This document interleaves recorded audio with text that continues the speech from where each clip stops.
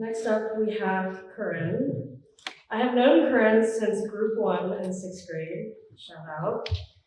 She's one of the smartest people I know, not only in her academics and sports, but also in the way she carries herself. I'm excited to see how your life pans out, and I cannot wait to hear what she has to say.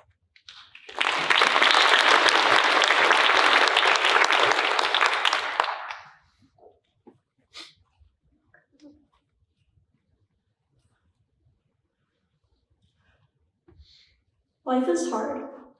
This is not only a statement that I've said many times before, but a statement I think we can all agree on.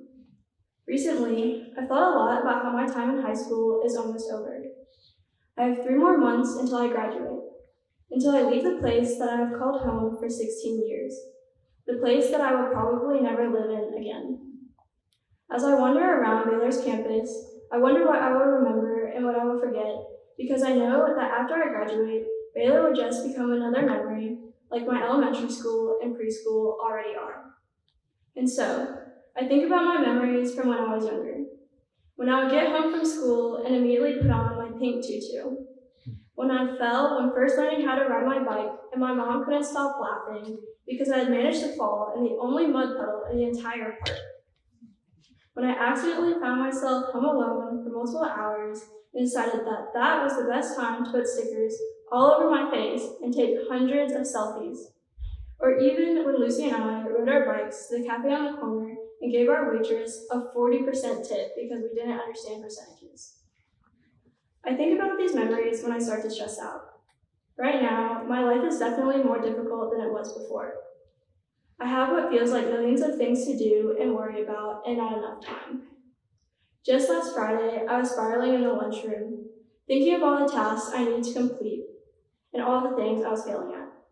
I had just received a 44 on my physics test with the curve, and I had taken a quiz in Euro that morning, and I hadn't studied for it because I didn't have the time.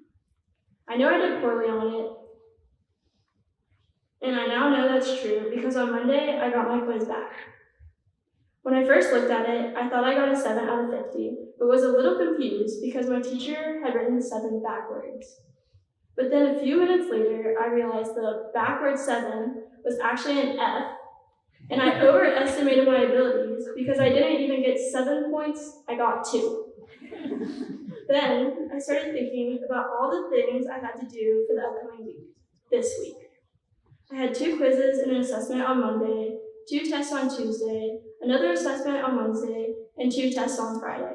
And to top it all off, I still had to write my senior speech because I put it off until the last minute. So back to my first statement. Life is hard. But here's the thing, it doesn't get any easier, and this week is just one of many. I survived, and I'm still standing here saying my senior speech, and years from now, I won't even remember any of this. The only part I might possibly remember is giving a senior speech. How do I know this?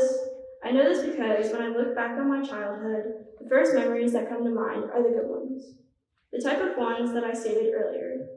And even the moments that maybe weren't so fun at the time, like falling in a mud puddle, are moments that I look back on fondly.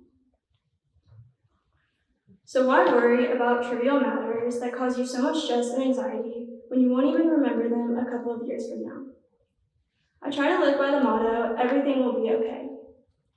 Sometimes I do get overwhelmed and start to complain about all the things that I need to do, but trust me when I say that I really do believe that everything will be okay. I know that 5 years from now, I won't remember any of my assessments or any particular week that caused me stress. Well, yes, I might remember there being some weeks where I had to stay up late multiple nights in a row. Overall, I will remember the times I spent with my friends and family. I will remember making candy salads and watching rom-coms with Olivia, trying and failing to bake garlic knots with Amelia, making desserts with Valerie and Jessica, being absolutely humbled by Rachel every day, and so many other little things during my time in high school.